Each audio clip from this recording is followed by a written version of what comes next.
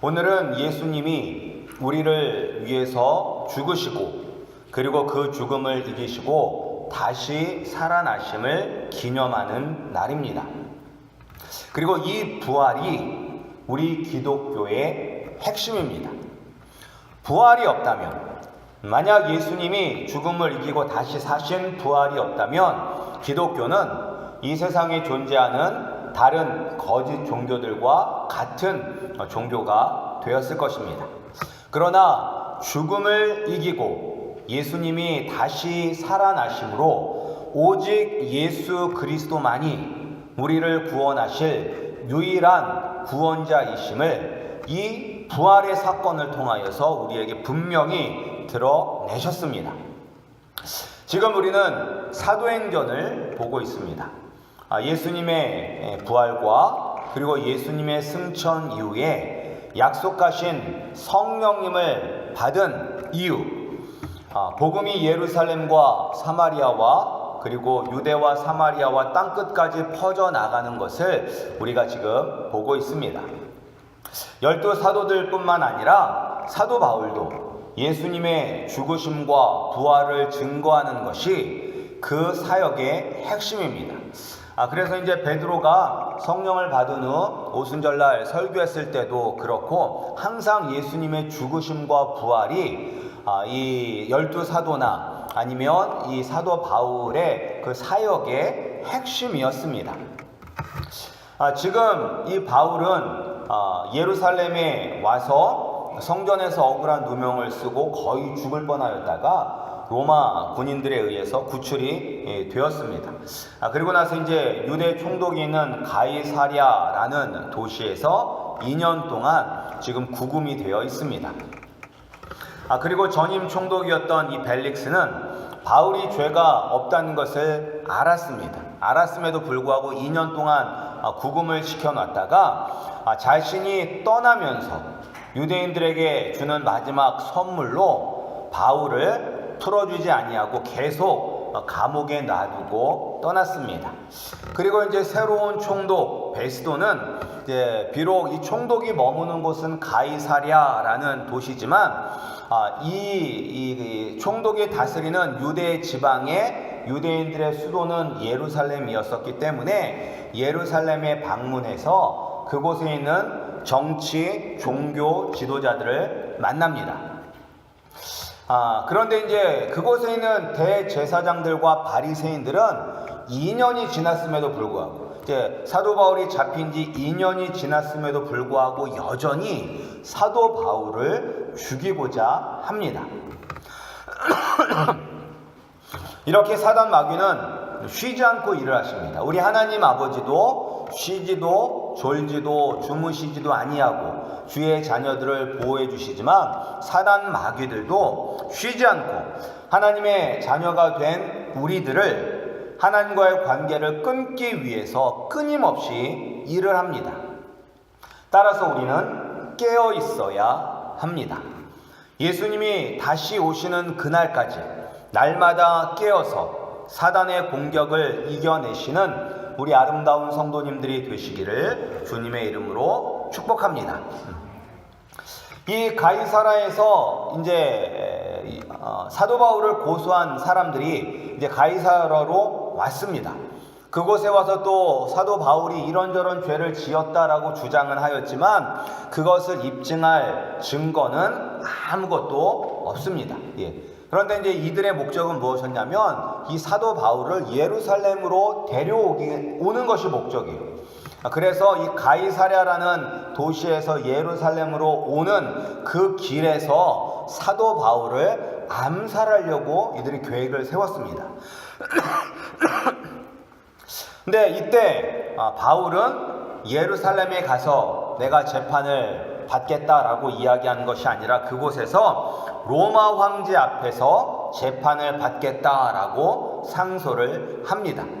그래서 하나님께서 사도 바울에게 말씀하신 것이 네가 예루살렘에서 나를 증거한 것처럼 로마에서도 그리하여야 된다라고 했던 하나님의 말씀이 이제 이루어지게 되는 것을 볼 수가 있습니다.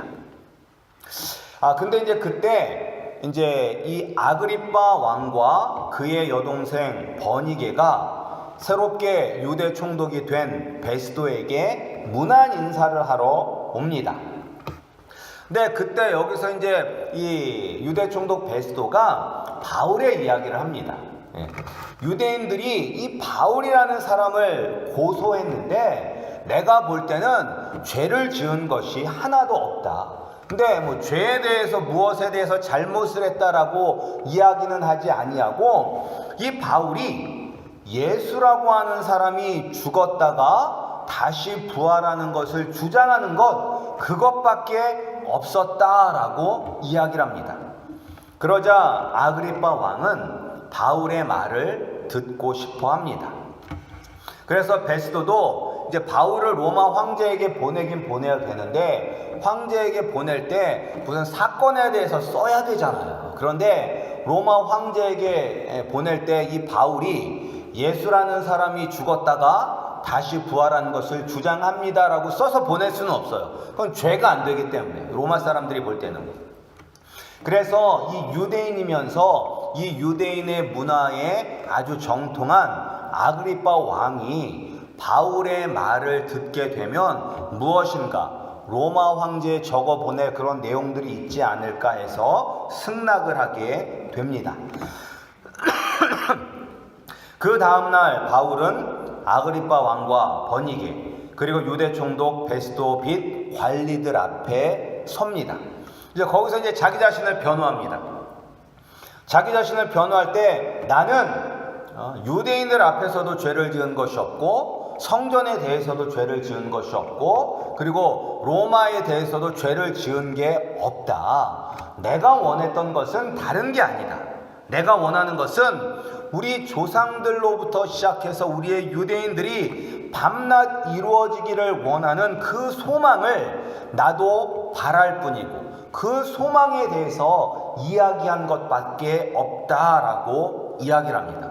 근데 그 유대인들의 소망이 무엇이냐? 그 소망은 바로 의인들의 육체가 부활하는 것과 그리고 이스라엘 12지파의 회복입니다.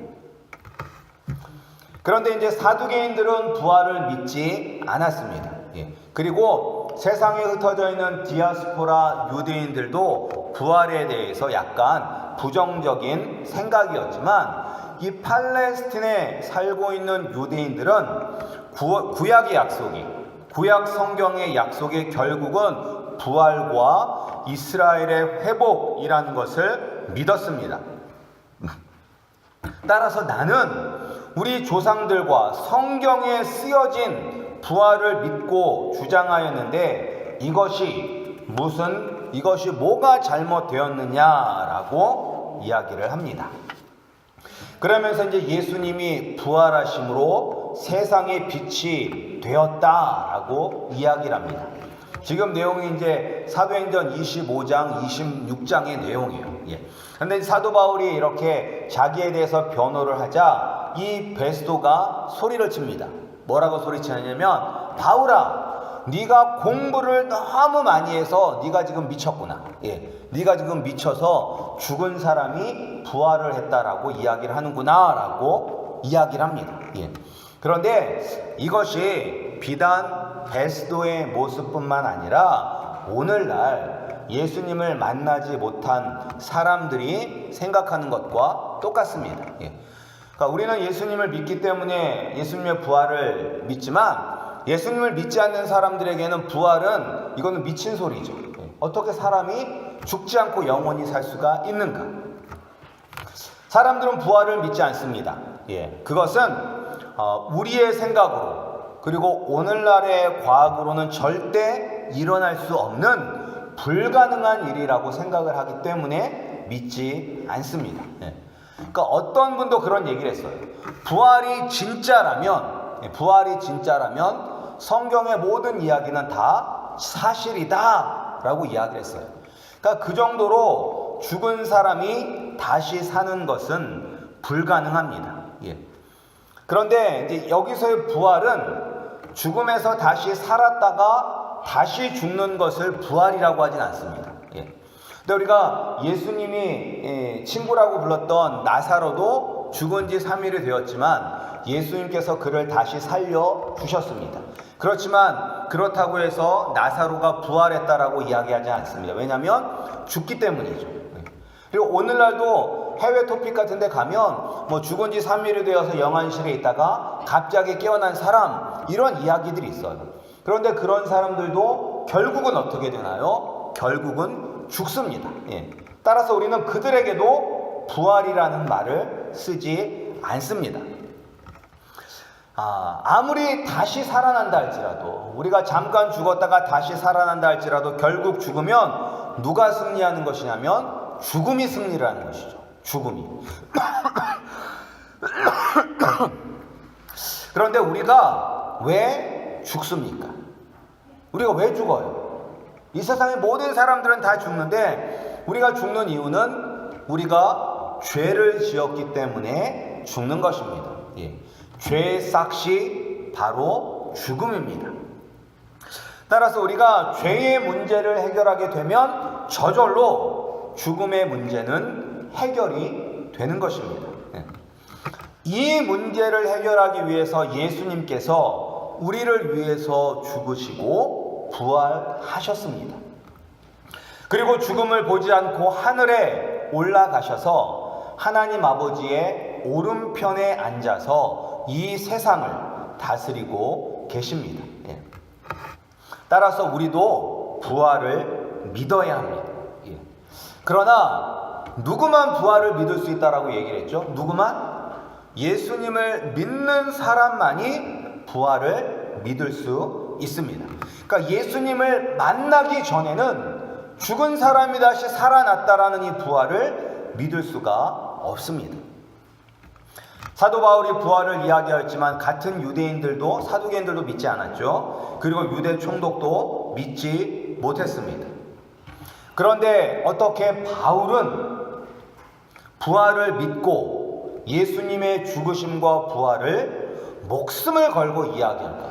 다른 사람 막 믿지 않아. 너 미쳤다라고 하고 이렇게 이야기하는데 왜 사도 바울은 예수님의 죽음과 부활을 이렇게 목숨을 걸고 이야기하는 것일까요? 그것은 바로 그가 부활하신 예수님을 만났기 때문입니다. 부활하신 예수님을 만났기 때문입니다. 성전에서 오해로 죽을 뻔하다가 이제 로마 군인들에 의해 구출이 되잖아요.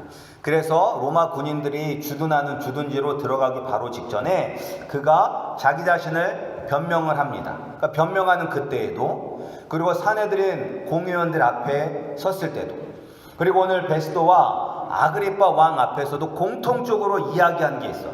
그것이 무엇이냐면 내가 사도 바울이 부활하신 예수님을 만난 사건, 담에서 도상에서 예수 믿는 자들을 잡아 죽이려고 가는 그 길 위에서 만난, 부활하신 예수님을 만난 사건을 이야기합니다. 바울이 평생 예수님을 전하고 예수님을 위해서 고난받는 것을 두려워하지 않은 것은 부활하신 예수님을 직접 만났기 때문입니다. 예수님을 직접 만났기 때문에 안 믿을 수가 없는 거예요. 그리고 부활하신 예수님을 직접 만났기 때문에 예수님을 위해서 살 수밖에 없는 사람이 된 것입니다. 우리 아름다운 교회 성도님들, 우리 성도님들은 죽음을 이기고 다시 부활하신 예수님을 만나셨습니까? 우리가 부활을 어떻게 믿을 수 있습니까? 우리가 머리로는 가능하잖아요. 전 하나님은 전능하시기 때문에 전능하신 하나님이 할 수 없는 일은 없다. 따라서 부활은 가능하다. 근데 이거는 우리가 머리로만 믿는 것이고, 근데 어떻게 우리가 마음으로, 어떻게 죽었던 사람이 다시 살아나서 영원히 살 수 있을까? 그것이 어떻게 마음으로 믿어질 수가 있습니까?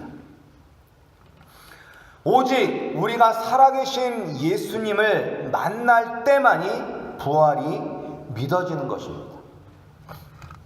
죽음을 이기고 부활하신 예수님을 만났기 때문에 목숨을 걸고 예수님을 증거하는 믿음의 사람이 되는 것입니다. 우리가 이제 교회만 나온다고 예수 믿는 건 아니잖아요. 교회만 나온다고. 우리가 정말로 예수님을 만나야지. 지금도 살아계시는 그 예수님을 만나야지만 내 죄의 문제가 해결되었다는 것을 알 수 있고, 내 죄의 문제가 해결되었기 때문에 이제 나는 죽어도 죽는 것이 아니라 영원히 예수님과 함께하는 것이 믿어지고 확신하게 되는 것입니다. 그리고 그 확신이 있기 때문에 어떠한 고난과 어려움 속에서도 소망을 갖고 살 수가 있는 것입니다. 우리가 이제 부활하신 예수님을 만나는 것은 내가 구원을 받기 위해서도 중요하지만 우리 교회에도 매우 중요해요. 그 이유는 예수님이 원하시는 것이 뭐예요? 예수님이 우리에게 원하시는 것이 뭐예요? 예수님이 우리에게 원하시는 것.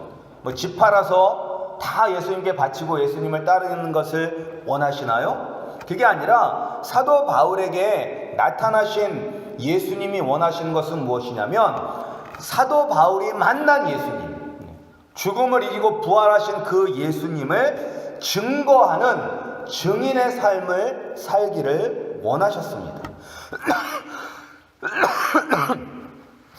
그리고 죽음을 이기고 다시 사신 예수님을 증거하는 것이 바로 어두움 가운데 죄의 노예로 살아가고 있는 사람들을 구원할 유일한 빛이라는 것을 증거하는 거예요. 네, 이 성경의 가장 큰 계명 두 가지를 예수님께서 요약을 하셨죠. 딱 두 개로. 성경의 가장 큰 계명 두 가지가 무엇입니까? 첫째는 하나님을 사랑하는 것. 그리고 두 번째는 이웃을 사랑하는 것이죠. 근데 하나님과의 관계가 끊어진 우리가 어떻게 하나님을 사랑할 수 있습니까? 죄 때문에 우리가 하나님과의 관계가 끊어졌잖아요. 관계가 끊어졌는데 우리가 어떻게 하나님을 사랑할 수 있어요? 그것은 예수님께서 죽음을 이기고 다시 살아나심으로 말미암아 우리의 죄의 문제를 해결해 주시는 영원한 다리가 되어주셨기 때문에 우리가 하나님을 사랑할 수 있게 된 것입니다. 그리고 또한 우리가 하나님을 사랑할 수 있기 때문에 우리가 이웃을 사랑할 수가 있는 것입니다. 우리가 이웃을 사랑하기 때문에 그 어둠 가운데 있는 그들이 이제 불쌍하게 여겨지는 것이죠. 우리 예수님을 만나기 전까지는 잘 사는 사람들이 부럽고, 공부 잘한 애들을 둔 부모님들이 부럽고, 하는 일마다 잘 되는 사람들이 부러운데, 우리가 예수님을 만나서 하나님과의 관계가 회복이 되면 그 다음에는 그런 사람들이 부러운 것이 아니라 그럼에도 불구하고 예수님을 알지 못하는 그들이 불쌍하게 여겨지는 거예요. 그러면서 그들에게 있는 어두움을 몰아내는 유일한 길은 무엇이다? 예수 그리스도를 증거하는 것이다. 내가 우리 이웃을 가장 사랑하는, 그런 우리가 이웃을 사랑하기 때문에 할 수 있는 가장 최고의 선이 무엇이냐? 바로 예수님을 증거하는 것입니다.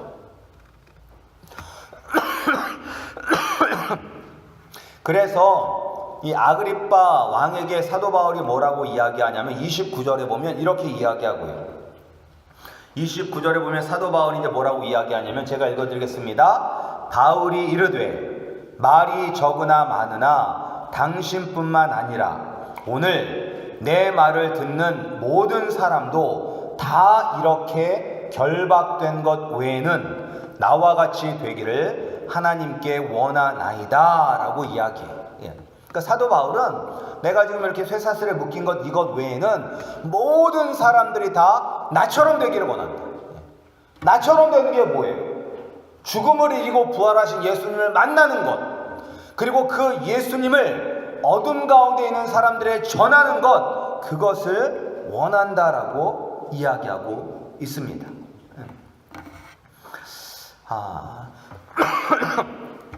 그런데 예수님을 만난 이후에 바울의 인생은 여러분들이 보기에 부러운 인생입니까? 아니면 그렇게 되지 않기를 원하는 인생입니까? 바울이 예수님을 만나기 전의 인생이 더 좋아 보여요? 예수님을 만난 이후의 인생이 더 좋아 보여요? 예수님을 만나기 전의 인생은 로마 시민권을 태어나면서부터 가지고 있던 사람입니다. 그리고 이 유대 가말리아 문화에서 교육을 받은 사람입니다. 바리새인 중에 바리새인이라고 자랑할 수 있는 사람입니다. 그런데 예수님을 만난 이후의 바울의 인생은 어떤 인생이냐면 매맞는 인생이었고, 감옥에 갇히는 인생이었고, 제대로 먹지 못해서 굶주리는 인생이었고, 도적들에 만나서 죽을 뻔하였고, 물에 빠져 죽을 뻔한 그러한 인생이었습니다. 어떤 인생이 더 우리들 눈에 좋아 보입니까? 예수님 만나기 전, 아니면 예수님 만난 후? 우리는 예수님을 믿고 어떤 인생을 살기를 원하냐면 예수님 만나기 전에 바울의 인생을 살기를 원합니다. 그러나 우리가 그런 인생을 원한다면 우리는 부활하신 예수님을 온전히 만나지 못한 사람입니다. 인간에게 있어서 가장 큰 문제는 죽음의 문제입니다. 죽음의 문제. 아무리 돈이 많은 사람이라도 내가 영원히 살 수만 있다면 내가 가지고 있는 이 모든 전 재산을 팔아서라도 영원히 살겠다라고 이야기할 것입니다. 그 정도로 죽음의 문제는 사람에게 있어서 가장 큰 문제예요. 근데 그 죽음의 문제가 뭐 때문에 있냐면 죄 때문에 죽음이 왔잖아요. 근데 그 죄의 문제를 예수님께서 해결해 주심으로 말미암아 우리가 죽음에서 자유로워졌고, 그리고 더 이상은 어둠 속에 있는 존재가 아니라 생명이신 예수 그리스도 안에서 어둠을 밝히는 사람들이 되었습니다. 그리고 예수님 때문에 하나님을 온전히 사랑할 수 있으니 우리가 여전히 죄악 가운데 매여 있는 영혼들을 불쌍히 여기고 그들을 밝은 빛 가운데로 이끄는 그러한 사람이 되었습니다. 이것보다 더 가치 있는 삶이 무엇이 있겠습니까? 그냥 잘 먹고 좋은 집에 살고 좋은 차 타면서 그냥 세상 걱정 없이 사는 인생을 바란다면 그것이 돼지 우리 속에서 주는 밥 먹으면서 빈둥빈둥 굴러다니면서 편하게 사는 것과 뭐가 다르겠습니까? 그러나 우리가 살아계신 예수님을 만날 때 정말로 인생에 가치 있는 일이 무엇인지를 깨닫고 그 일을 위해서 살아갈 때 우리는 가장 행복한 사람이 되는 것입니다. 그런데 이 변화가 어디서 나타났어요? 이 변화는 죽음을 이기고 부활하신 예수님을 만났을 때, 그때 일어나는 것입니다. 우리 아름다운 교회 성도님들도 몸만 교회에 나오는 것이 아니라 부활하신 예수님을 만나시기를 주님의 이름으로 축복합니다. 그리고 그 부활하신 예수님을 만남으로 말미암아 사도 바울처럼 우리의 삶이 변화되어서 하나님께 영광받고 하나님께 인정받고 칭찬받는 그런 가치 있는 삶을 사시기를 주님의 이름으로 축복합니다.